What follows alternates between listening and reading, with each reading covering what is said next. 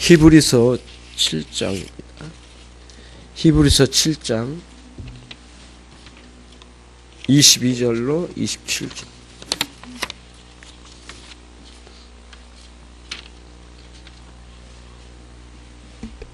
제가 먼저 읽습니다. 히브리서 7장 22절로 27절.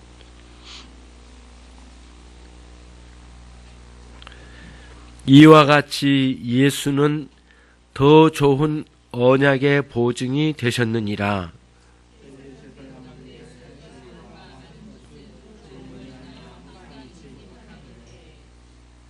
예수는 영원히 계심으로 그 제사 직분도 갈리지 아니하나니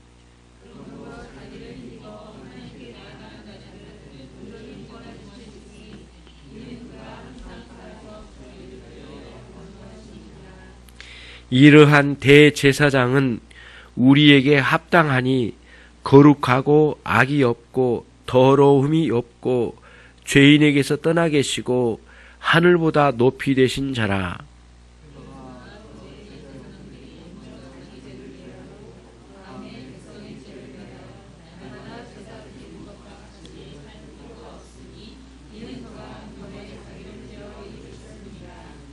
아멘. 자, 오늘의 교리문답입니다. 오늘의 교리문답. 대요리문답 제39문. 왜 중보자가 사람이 되셔야 했습니까?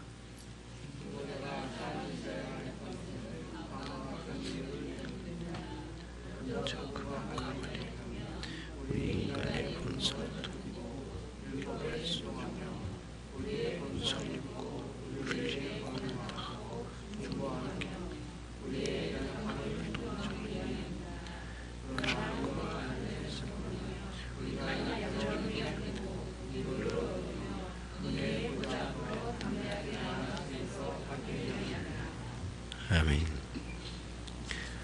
지난주에 38문에서는 왜 은혜 언약의 중보자이신 예수님이 하나님으로 오셔야만 했습니까?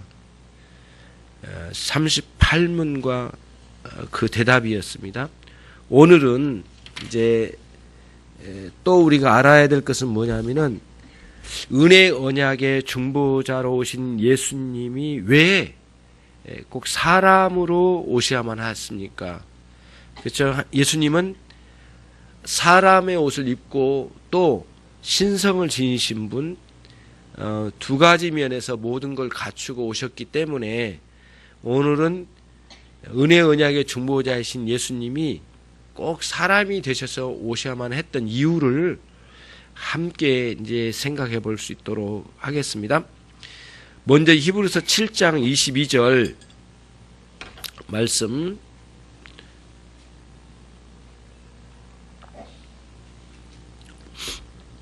보시면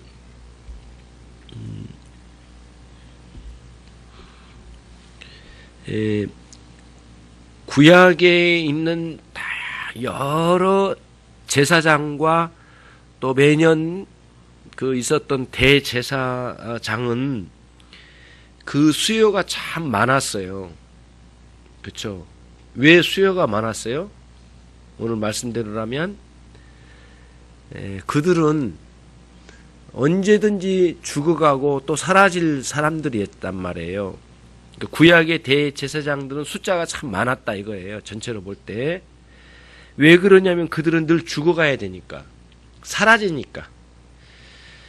그런데 예수님은 대제사장으로 오시긴 하셨는데 이렇게 갈리지 않는 거예요. 사람이 죽으면 또 이렇게 직분을 다른 사람을 세워야 되잖아요. 그러지 않을 수 있도록 예수님은 이 대제사장직을 처음 시작해서 영원히 지속하셨다는 거예요. 그러면은 구약에 있는 대제사장과 예수님이 대제사장으로 오신 것과의 비교를 그렇게 해보는 거예요. 왜 저런 사람들이 대제사장으로 있을 때는 자꾸 갈리야만 했는가? 그들은 영원하지 않았다. 그럼 우리 주님은 왜 갈리지 않고 영원토록 대제사장 직분을 감당하시는가? 그러면 여러분이 죽지 않으시고 그 일을 감당할 수 있는 능력이 있으심으로 그렇게 되셨다는 거예요. 그래서 이제 거기서 나오는 이제 교리가 뭐냐면은 예수님은 영원히 살아서 우리의 중보자가 되신다는 거예요. 단 한 번도 놓치지 않고 계속 영원토록 우리의 중보자가 되신다는 거예요.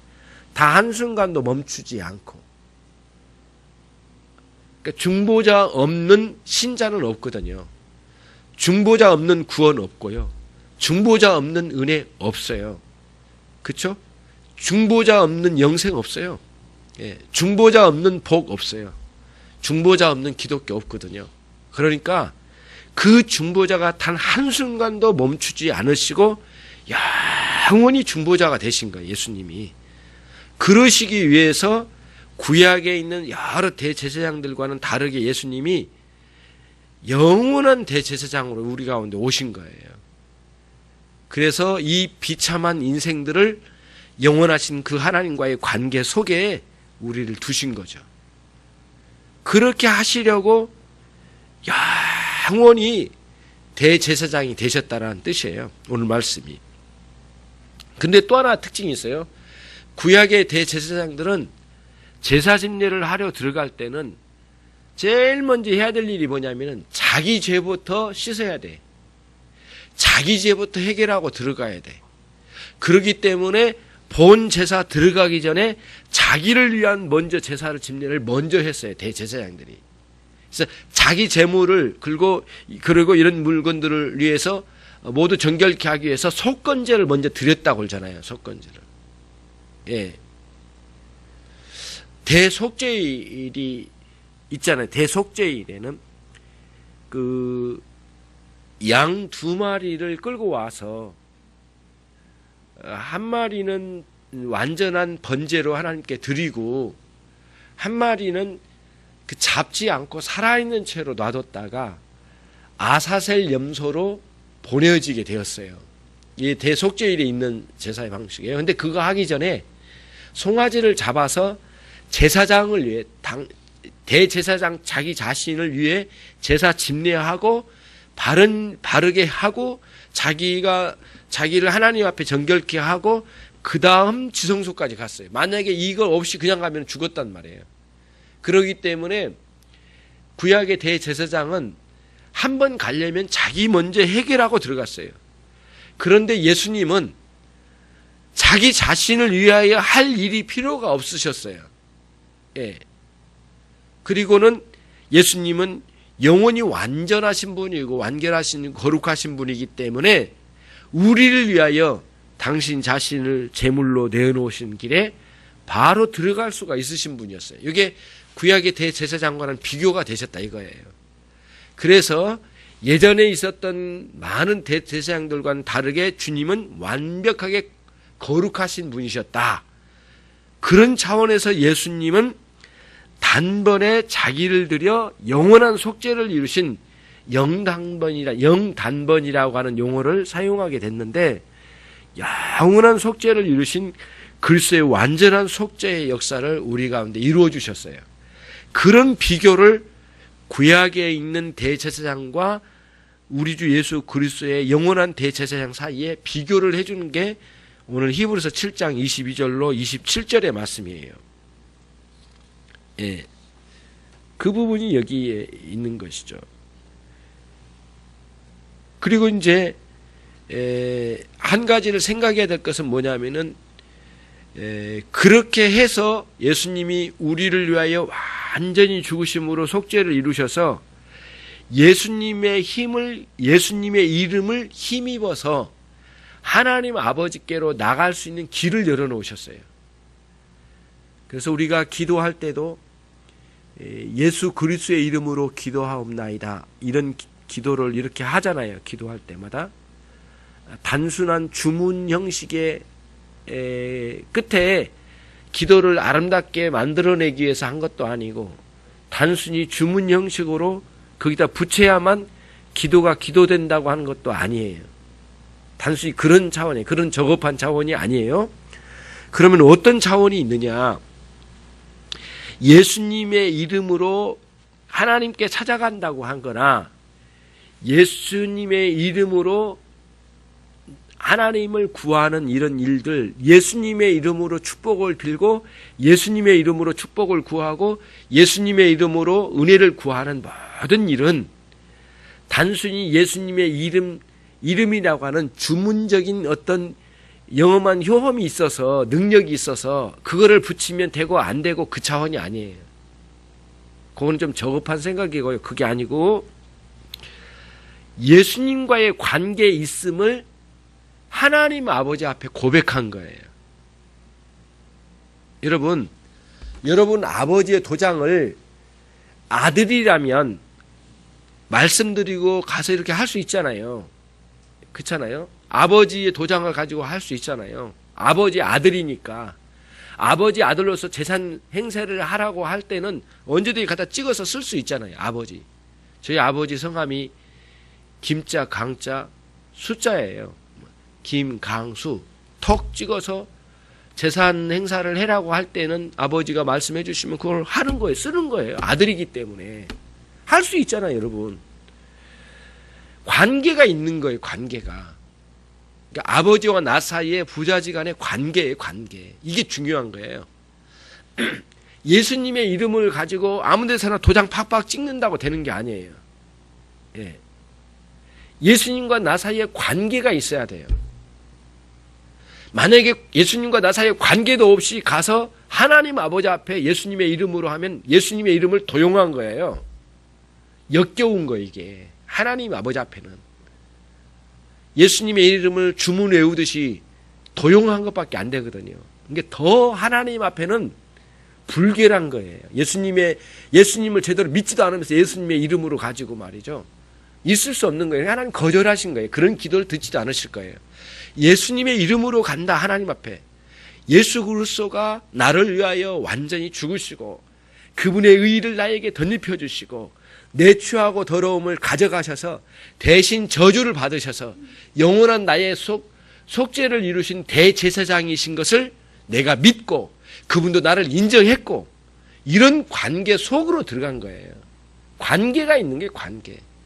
그래서 예수님의 이름으로 기도한다라고 하는 이런 말씀을 할 때마다 우리는 그분과의 관계 안에 있음을 고백하는 거예요. 나는 영원히 예수님을 믿습니다. 예수님은 나를 위하여 완전히 죽으셨어요. 나는 그분의 엄청난 구원 사역으로 인하여 신자가 됐습니다. 하나님의 자녀가 됐습니다. 하나님. 그 고백을 예수님의 이름으로 고백합니다라고 하는 말 속에 이렇게 축약적으로 담겨져 있는 거예요. 그거를 이야기한 거예요, 여러분. 그런 식의 이제 생각을 꼭 가져가야 되거든요.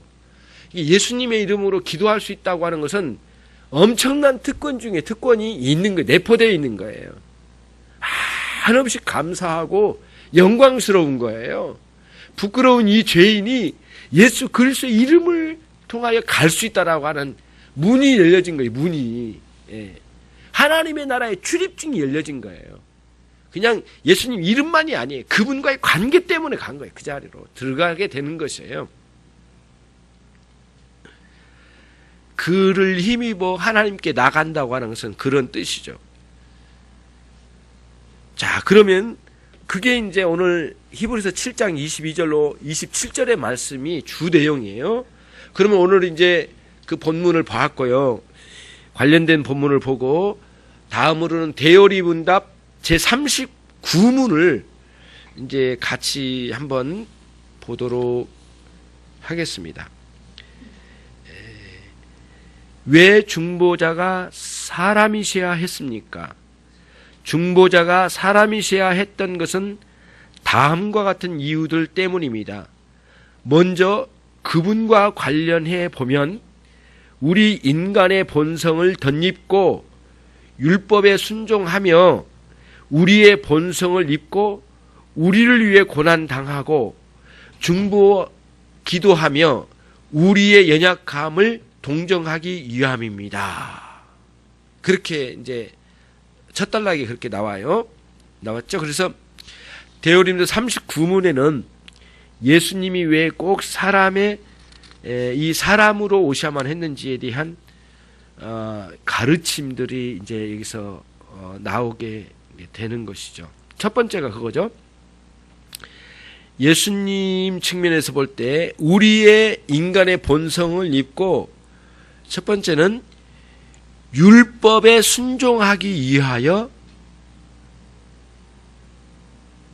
사람으로 오신 거예요.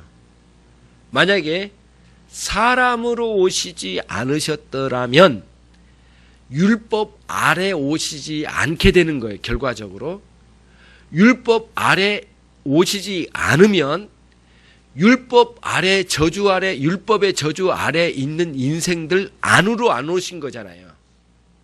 그러니까 율법의 저주 아래까지 오시려면 사람으로 오셔야 됐다는 거예요.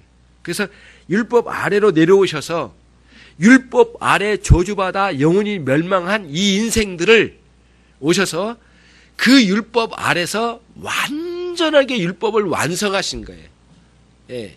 우리를 대신해서 완성을 해주신, 완성을 성취를 해주신 거예요. 그래서 로마서의 말씀에도 보면 예수님은 율법의 마침이다 이렇게 번역이 되어 있어요. 근데 다시 말하면 율법의 완성이다라는 뜻이에요. 율법에 완결하게 성취시켜 주신 거예요. 율법이라고 하는 것은 완전히 성취시키기 위해서 주신 거예요, 하나님이. 근데 어느 인생이, 어느 인간이 율법을 완전히 성취시킬 수 있는 인간이 어디 있느냐고, 없잖아요. 그러니까 당신의 아들 예수 그리스도를 사람으로 보내셔서 그 율법을 완성을 시켜주신 거예요, 완성을. 예. 예.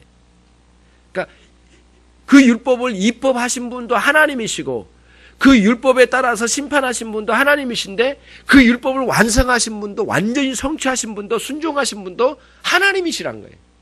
근데 인간의 몸을 입고 들어오셔서 그렇게 하셨다는 거예요. 그래서 그 안에서 완전하게 이거를 순종을 이루셔서, 완전한 순종을 이루셔서 예수님 당신 자신이 율법적으로도 완전한 의를 완성하신 거예요. 그 안에서 완성을 하셔서 우리의 불완전하고 불의한 우리 인생을 대신 완성하셔서 그 의로우심을 우리에게 전가해 주신 거예요. 전가해 주신 거예요.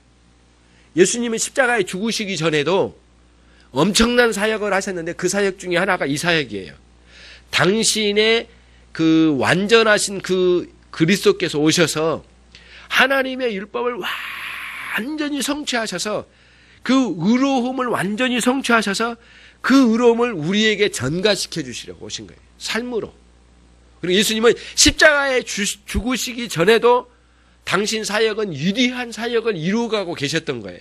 그래서 그거를 여러분과 제가 율법의 완성을 못 이루고 허덕거리고 영원히 멸망할 것 같으니까 예수님이 우리 대신해서 완성을 이루시고 그 완성을 이루신 완전한 의의를, 그리스도의 완전한 의의를 우리에게 이렇게 넘겨주시는, 전가해 주시는 방식으로 하나님 보실 때에 그리스도를 통하여 우리를 보시면 의롭다고 칭해 줄 만한 그런 사람으로 만들어 주신 거예요.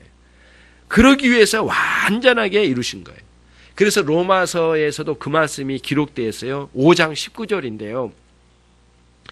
한 사람의 순종치 않음으로, 한 사람의 불순종함으로 많은 사람이 죄인이 되었다. 그와 같이 한 사람의 순종함으로 많은 사람이 의인이 되리라. 무슨 말씀이냐면 한 사람 아담으로 말미암아 불순종하여 온 인류에 불순종이 퍼져버렸죠. 그런데 한 사람 예수 그리스도 사람으로 오셔서 완전한 순종을 이루셔서 우리에게 완전한 의를 이루시기, 우리를 의인 되게 하려고 그렇게 하셨다는 거예요. 결국에는 예수님이 이 땅에 오셔서 완전한 순종으로 여러분과 제가 온전히 율법을 완성하지 못한 우리의 이 부끄러운 모습을 대신하여 완성을 하셔서 그 의로우심을 우리에게 넘겨주신 거예요. 여러분과 제가 이쯤에서 하나 꼭 생각하고 넘어가야 될 게 있어요. 기독교인의 착각 중에 하나가, 굉장히 위험한 착각 중에 하나가 있어요. 예수님을 믿으면, 훌륭한 신자가 되면 내가 의인이 되어가지고 이 의의가 내 안에 있다라고 생각하는 생각을 가질 때 위험성이 참 많아요. 그렇지 않아요. 칭의에 칭의. 칭의가 뭐예요? 의롭다고 여겨주신 것, 칭해주신 거예요. 그러니까 밖에서 의로운 사람이라고 칭해준 거지 그 본질 자체가 의로운 게 아니란 거예요. 이 사고를 잘 가져가야 되거든요. 그러니까 이제 우리가 딜레마에 빠진 경우가 있어요. 내가 이렇게 의인이 되었는데 왜 내가 죄를 또 범하고 있을까? 나는 왜 이럴까? 그러니까 자꾸 이 기독교 신앙이 왜 이렇게 여기까지밖에 안 가는가? 기독교의 신앙은 능력이 여기까지밖에 안 되는가? 자꾸 그러면서 하나님의 은혜에 대해서 멸시나 아니면 가볍게 여기거나 불신하는 쪽으로 떨어질 가능성이 많아요. 그게 아니에요. 하나님께서 우리를 의롭다고 칭해주신 거예요. 법정적인 선언이거든요. 너는 의로운 자다. 내가 너를 받아들이겠다. 그 뜻이거든요. 근데 우리는 착각을 할 때 내가 의인이 돼버려가지고 의의가 내 안에 있는 것처럼 말하지 말라는 거예요. 여전히 부끄러움이 참 많고 하나님 나를 거듭나게 하사 참 신앙으로 이 안에 있는 부패한 본성과 이 세상과 이 마귀의 세력과 끊임없는 영적 전투 중에 싸우는 거예요. 그러니까 우리 신자는 어떤 면에서는 피투성이가 된 상황이에요. 끊임없이. 그래서 어떤 청교도도 그렇게 이야기를 했다고 그래요. 참 신자의 얼굴에는 주님 나라 갈 때까지 핥히고 찍히는 얼굴, 이 상처 자국이 가득할 거다. 왜? 영적 전투를 피나게 했기 때문에. 예. 그래서 여러분 아주 깨끗하고 민감하고 영적 전투 없이 아주 그 미꾸라지처럼 이리 빠지고 저리 빠지고 영적 싸움 없이 그렇게 한 사람은 민들민들해가지고 얼굴은 예쁘고 어떻게 할지는 몰라. 하나님의 나라 가면은 하나도 안 싸우고 지질이 놀다가 이리저리 도망다니다가 어떻게 보면은 전쟁터에서 도망가가지고 도시락 싸매고 총은 뭐 꿩이나 한 마리 잡을까 말까 거꾸로 메고 질질 끌고 다니면서 폐잔병으로 돌아다니면서 아니면 탈영해가지고 쫙 돌아다니는 아주 그러다가 천국에 어떻게 와가지고 이렇게 자기는 한 것처럼 말하지만 하나님 보시기는 아실 거예요. 하나님 보신 입장에는 우리 안에 핥히고 찢겨진 상처가 많은 그런 신자를 원하실 거예요. 다시 말하면 영적 싸움에 열심으로 살아간 사람, 그 사람을 원하실 거라는 거죠. 여러분 우리 안에 죄악의 역사가 있는 거에 대해서 강한 이것과 싸우고자 하는 열망이 있어야 돼요. 다른 거 아니에요. 우리 힘은 안 돼요. 오로지 은혜를 받아야 돼요. 은혜의 자리에 나가야 돼요. 은혜를 누려야 돼요. 은혜를 갈망해야 돼요. 그때의 이 죄악은 싸워서 죽어가는 거 이게. 그런 거거든요. 그러면서 여전히 또 우리 자신을 정확하게 평가를 해야 돼. 나는 의인이 아니다. 의롭다고 칭해준 자이다. 끊임없이 네 안에는 죄악성이 많고 부끄럽다. 김 목사님이나 우리 모두가 같은 이런 부패한 본성을 내 안에 내재시키고 있다. 끊임없이 싸워갈 존재이지 완전히 의의가 성취되어가지고 이루어져서 자동적으로 살아가는 것은 있지도 않고 그거는 기독교 가르침도 아니다. 딱 정확하게 생각을 해야 돼. 그러나 예수 그리스도로 말미암아 그분의 의의를 우리에게 주셔서 하나님 우리를 의롭다고 칭해 주셔서 받아주시기에 참 정확하게 알맞는 그 사람으로 하나님 우리를 여기에 주신 거예요. 그런 인식을 가져가야 되거든요. 얼마나 부끄러운 존재인지 몰라요. 그러니까 여러분 경건 생활의 훌륭함이라 아름다운 신앙생활을 잘한 사람일수록 회개 기도가 깊어지고 잦아드는 거예요. 회개가 자주 일어나는 거예요. 근데 하나도 지지도 안 싸우고 그런 사람이 회개 기도가 안 나와요. 예. 주일이면 진짜 눈물이 나는 그런 예배 시간으로 들어가야 되잖아요. 여러분 그럽니까? 정말 회개 안 해요. 자기가 대단히 뭐 갖춰지고 있는 것처럼 천만의 말씀이에요. 이 안에 부패한 본성에 얼마나 추한 것들이 많냐고요, 솔직히. 예. 여러분 마음에다가 코드 하나 팍 꽂아가지고 저기 빔 프로젝트에다 꽂아가지고 돌렸는데 확 떠오른다. 마음의 상황. 일주일 동안 살았던 마음의 내용을 다 띄워가지고 그름 위로 띄운다. 그러면 다시는 교회 안 올 거래요. 예, 다시는 인천열린교회 뿐이냐. 그러고는 왜 내게 꽂아? 자기 문수껏 꽂지 왜 내게 꽂아? 그렇게 말할 거란 말이에요. 이런 식으로. 오랜만에 온 문수껏 꽂지 왜 내 마음을 꽂아가지고 난리법석이야. 왜 이래? 그러고 안 올 거란 말이에요. 다 들으라면 살아남을 자 하나도 없어요. 너무 부패하고 더러운 거예요. 너무너무 많이 수치스럽고. 주님 앞에 갈 때마다 눈물바람이에요. 이게 회개예요. 끊임없이 주님을 알아가면 알아갈수록. 근데 이상하게 나 자신만 보면은 이게 잘 파악이 잘 안 돼. 근데 은혜로 주님 앞에 가면은 이게 파악이 돼요. 왜 그러냐면은 하나님이 누구신지는 우리 영혼에 대한 거울처럼 보여진 곳이거든요. 그래서 칼빈 기독교 강의도 보면은 이 세상의 만물을 잘 보거나 하나님의 말씀이나 잘 들여다보면 이게 거울처럼 보여진다는 거예요. 그래서 성경이 나중에 또 나오지만 이제 기독교 강의 1권 6장, 7장, 8장으로 넘어가면 성경은 우리의 거울이다 이렇게 나와요. 거울. 우리를 보는 거울이에요. 그러니까 끊임없이 그 자리로 가야만 보여져요. 안 보니까 내가 뭐가 잘못됐는지 모르겠어요. 예, 모르겠단 말이에요. 그래서 회개하라고 하면 왜 저렇게 회개하라고 하는지 참 이상하게 느껴진단 말이에요. 그리고 목사님이 할 말이 되게 없이 매일 회개하란 말을 해. 그러면 여러분 가슴에서 확 꽂습니다. 그냥 여기다 띄웁니다. 그러면 안 되잖아요. 그런 식으로 하면 결국에는 이게 코드 꽂아가지고 여기다 띄워야 되겠는데 안 되잖아요. 그러면 안 되잖아요. 그런 방식은 안 되잖아요. 예. 예. 안 되는 거죠. 그러니까 어떤 사람들은 이거를 어떻게 이용을 한 줄 알아서 실제 있는 건데 뭐 여기다 띄운다는 게 아니고요. 자기 죄를 일주일 동안 더러운 죄를 이 앞에 나와가지고 공개적으로 하나씩 하나씩 더러운 죄를 낱낱이 구체적으로 고백을 한대요. 앞에 나와서. 예, 고백을 해가지고 성도들과 함께 회개한대요. 해볼까요? 이게 좋은 걸까요? 하나님 앞에 가는 거예요. 비록 성도들 하나도 없고 목회자 없는 상황일지라도 하나님 말씀을 봐가지고 거기서 거울처럼 보고 내 자신의 부끄러움을 보고 회개하는 거지. 그렇잖아요. 그렇게 이제 가는 거예요. 이렇게. 예. 예. 그러면서 그리스도의 의로우심을 덧입은 것에 대한 무한한 감사와 찬양과 영광을 올려드리고 또 한편에는 부끄러운 내 모습과 영적 전투에서 싸워가면서 한없이 회개하는 거예요. 한없이 회개하는 거예요. 그리고 또 하나는 뭐냐면은 부끄러운 부분에 대한 회개하고 내 성찰하는 것만 멈추면 안 돼요. 우리 주 예수 그리스도의 영광스러움을 또 봐야 돼. 같이 균형 있게 가야 돼요. 복음은 이렇게 그림자적인 부분, 그림자처럼 이루어진 부분이 있고 복음에 있어서는 복음 진리의 가르침의 내용이 우리의 부끄러운 부분, 이 세상의 더러운 부분, 악마의 세계, 막 엄청난 이 부끄러운 세계가 있잖아요. 이게 그림자적으로 치우쳐진 부분이 있어요. 근데 복음에는 밝은 빛 쪽이 있어요. 예.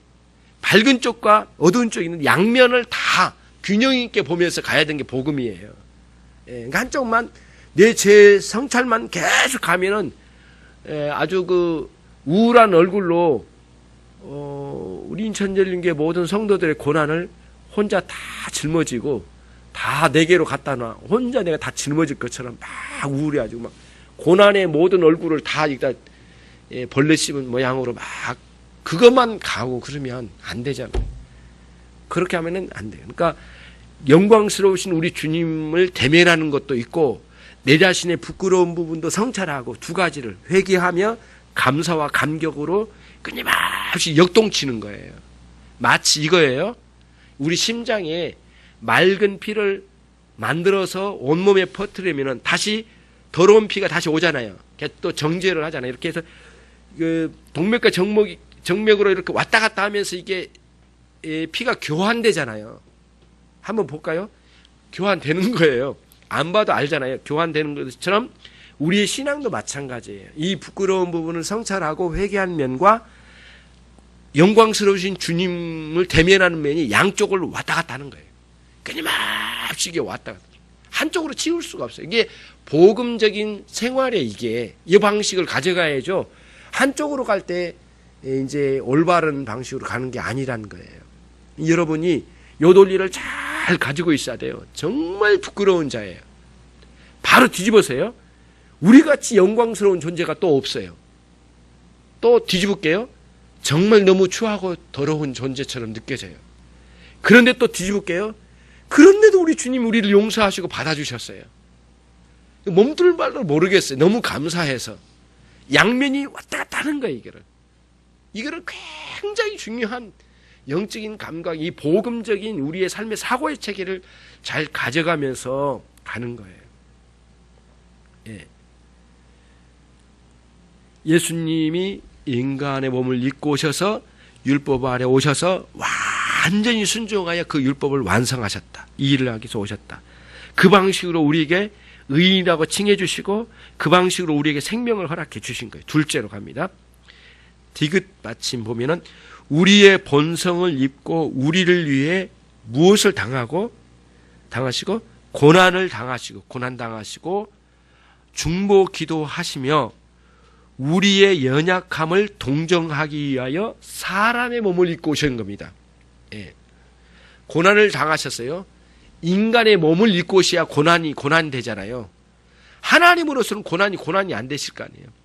인간의 몸을 입고 오셔도 고난되게 완전히 우리와 똑같은 몸이에요. 예. 예, 여러분, 우리가 똑같이 당하는 몸이에요. 똑같이 우리처럼 아픔을 느끼고 배고픔을 느끼고 추울 때는 추움을 느끼고 그렇잖아요. 이 마음의 괴로움이나 아픔들이 끊임없이 몰려오고 그렇죠? 그런 것을 소유하고 계셨던 거예요, 주님. 그래서 그 고난을 충분히 당하시면서 이 땅에 계신 동안에 우리의 이 연약한 모든 것을 아시며 우리와 하나님 사이에 이제 중보 기도를 올리시는 그런 분이셨어요. 그리고 당신이 이렇게 체휼하신 분이 아니다라는 말씀을 들었잖아요. 체휼이라고 하는 것은 뭐냐면은 아픈 사람의 마음으로 내려가서 같은 마음으로 동정해 주는 거예요. 예. 누가 아파요? 원래 그렇게 아픈 거예요. 아파요. 원래 애 낳을 때는 그렇게 아프다니까 그거 몰랐어? 이렇게 말하면 체휼하는 방식이 아니에요. 그렇잖아요. 감기 걸려가지고 죽겠어요. 아이, 감기 걸리면 그건 아무것도 아니에요. 이렇게 나가면 안 된단 말이에요. 그렇죠? 그 아픈 건 아픈 거니까 그 아픔을 느껴주고 같이 때로는 눈물도 날 그런 상황도 있잖아요. 예. 누가 회사가 망했어요. 망할 때는 다 힘들어. 이렇게 해버리면 이게 체휼이냐고. 이거 사람을 막 더 죽이는 거잖아요.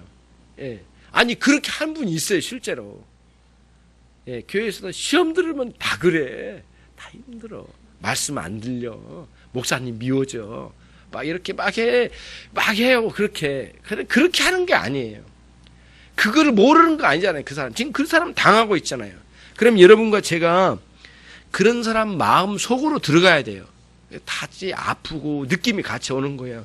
나의 사랑한 지체이고, 예, 같이 사랑을 나눴던 귀한 존재예요. 그 사람이 너무 힘들어요. 예. 그런 체휼한 마음으로 내려가는 거예요. 그래서 같이 느끼고 이렇게 진짜 진정으로 동정해주는 예수님께서 사람의 몸으로 입고 오실 때 우리 안으로 내려오셔서 병자들이 오면은 너 왜 몸 관리 안 했니? 하고 야단차죠. 쫓아버린 적도 없잖아요. 한 번도 없었어요. 예. 그러니까 나 환자에 걸릴 것 같으니까 음식 조심하고 그 옆에 가지 말고 조심해야 되지 않느냐. 네 부모가 그런 그런 병에 걸렸으면 너는 거기서 살지 말았어야지 이놈아. 그러고 쫓은 적이 있냐고요. 단 한 번도 그런 적이 없으셔요. 안진뱅이가 있으면 왜 그러니까 처음에 어렸을 때부터 걸어다니다가 넘어져가지고 팔 부러지고 발 부러져서 이런 안진뱅이가 됐냐. 이렇게 말씀 안 하셨어요. 항상 주님은 그 곁으로 가시고 어루만져 주시고 그렇게 하셔요. 죄인들을 향해서도 세리의 집에 가서도 마찬가지예요. 다른 사람들 막 돌 던지고 난리가 났어요. 예. 이 더러운 집에 이 선지자가 올 때가 아니야. 막 그러면서 막 예수님을 막 욕하고 막 12 제자들을 데려다가 야, 너희 선생님 왜 그런다냐. 막 이렇게. 예. 너희 선생님 참 희한하지? 예. 너희 선생님 좀 이상한 사람 아니야? 이렇게 했단 말이에요. 예수님은 모르신 게 아니에요. 그거 아시는데도 그 죄인의 집에 가서 식사를 같이 나눠요. 예. 밥을 같이 먹어요. 얼마나 많은 사람이 비난하고 돌 던지고요, 욕설을 한지 몰라요. 그때마다 주님은 그걸 모르신 게 아니에요. 불쌍한 영혼을 그 안에 내려가서 손잡고 같이 울기도 하고 식사도 하고 같이 울어. 이게 제을하신 분이에요. 깊이 우리를 동정해 주시는 정말 뛰어나신 분이에요. 그러니까 여러분, 이런 말씀을 들을 때마다 최고의 위로가 되지 않겠어요, 여러분? 최고의 위로가 되죠. 예. 다른 사람 다 몰라. 우리 주님 내 마음을 알아주신다면, 이게 확실히 느껴지면 아무리 힘들더라도 위로가 되는 거예요. 힘이 되는 거예요. 그렇잖아요. 그런 면에서 우리 주님이 우리 연약함을 동정하기 위하여 사람의 몸을 입고 오셨어요. 갈라디아서 3장 10절 말씀에 보니까 무릇 율법 행위에 속한 자들은 저주 아래 있나니 기록된 바 누구든지 율법책에 기록된 대로 온갖 일을 항상 행하지 아니한 그 자들은 저주 아래 있는 자라. 그러니까 쉽게 말하면 모두 저주 아래 있다, 그 뜻이에요. 단 한 사람도 그 저주에서 해방된 사람 없다, 그 뜻이에요. 예. 그런데 이제 또 3장 13절에 이렇게 말씀이 나와요. 예수 그리스도께서 우리를 위하여 저주를 받은 바 되사 율법의 저주에서 우리를 속량하셨으니 기록된 바 나무에 달린 자마다 저주 아래 있는 자라 하였음이라. 예수님이 우리 가운데 오셔서 사람의 몸을 입고 오셔서 여러분과 저를 대신하여 저주를 받으셨대요. 내가 받아야 될 저주를 대신 받으신 거예요. 거기서 무한한 위로가 있는 거예요. 그래서 미음 받침 쪽으로 가면 거기 나오죠. 이거 어떻게 됐어요? 그쵸? 거기 이제 그러나부터 읽겠습니다. 시작. 그러나 우리와 관련해서 보면 우리가 양자로 입양되고 위로를 얻으며 은혜의 보좌 앞으로 담대하게 나아갈 수 있도록 하기 위함입니다. 현실적으로 이렇게 보여지는 것이 아니기 때문에 사람들이 가볍게 여긴 것은 어떻게 보면 당연한지도 몰라요. 그러나 믿음의 세계에 오면은 이런 그 하나님의 자녀, 입양됐다고 하는 이 진리가 가장 큰 위로예요. 기쁨이에요. 영광이에요. 여러분같이, 이렇게만 말하면 여러분 서운하니까, 여러분과 저같이 이렇게 추악하고 더러운 인생이 하나님의 나라의 대문을 열고 자녀로 받아주셔서 그 영광스러운 아버지의 집에 뚫방에까지 올라가고, 뚫방이 아니라 그 마루까지 걸터 앉고, 마루에 걸터 앉았더니 안 된다, 너는 들어와라, 너는 내 자식이니까. 그리고 안쪽 문을 쫙 열고 안방으로 들여서 가장 진수성찬을 갖다 놓고, 같이 오늘 너는 내 아들이 오늘 됐으니까 나랑 같이 식사를 하자. 이거보다도 더 영광스러운 일이 어디 있느냐고요. 예. 제가 이 말을 한 거는 경험에서 나온 것들이 굉장히 많이 생각을 지금 그림을 그리고 있는 거예요. 어렸을 때 그 추운 그 설 명절 때 세배를 다녀요. 눈이 거의 1m 이상 쌓인 때도 많이 있었어요. 예, 어린 나이는 어깨 가까이 눈이 쌓인데 좁은 통로를 타고 이 집 가고 저 집 가고서 세배를 하잖아요. 어느 집 가면은요, 이 표현이 그대로예요. 하나 먹어라, 휙 던져줘요. 예, 과일 쪼가리 하나 휙 던져주고, 들어오라고 하지도 않고 문 딱 닫아버리고 밖에서 먹으라는 거예요. 어린 나이에, 저건 인간도 아니다. 어른이지만 인간 아니다. 딱 보여요. 저 사람이 아니다. 근데 어느 집에는 막 뛰어나와요. 세배하러 온 어린 아이에게 막 와가지고 자기 새끼처럼 끌어안아요. 그러면은 거기서 부끄럽기도 하고 막 어쩔 줄 몰라. 근데 그냥 여기 있고 싶어요. 그냥 가고 싶어요. 그냥 빨리 하고 가고 싶어요. 너무 부끄러우니까. 남의 집에 가기 어렵잖아요. 순진한 마음에 너무 부끄러워. 근데 막 끌고 안방으로 데리고 가요. 그래가지고 그 마루 가장 따뜻한 그 자리에, 이불을 깔아놓은 그 자리에 나를 넣어놓고 이불로 덮어주고 따뜻하게 하고 음식 갖다 주고, 쓰다듬으면서 음식 줄 때는 눈물이 날 정도예요. 지금도 생각해보면 그거예요. 여러분, 하나님이 어떤 분이냐고요. 나 이거나 먹고 가라. 예. 이 표현은 안 좋지만, 나 이거나 처먹어라. 이거거든요. 너무 마음이 상해요. 내가 아버님한테 맞아 죽더라도 나 이 집은 세배하러 안 온다 이제 이런 생각이 딱 드는 거예요. 이 어린 마음에. 그러면 이제 야단 맞죠. 막 아버지 어린 뭐라고 하고 왜 너는 그 집에 안 갔냐 막 야단치고 뭐라고 할 때가 있었어요. 큰아들이 돼가지고 그런 식으로 살래? 이렇게 이제 그때는 이제 신앙생활도 없고 막 그런 때니까 하나님께서 당신의 대문을 쫙 여시고 그냥 뜰방에 이렇게 서 있는 우리를 서성거리는 우리를 끌어내시고 끌어들이셔서 당신의 안방에 끌어안으시고 거기서 진수성찬을 딱 내려놓으시고 같이 먹자. 얼마나 추웠니?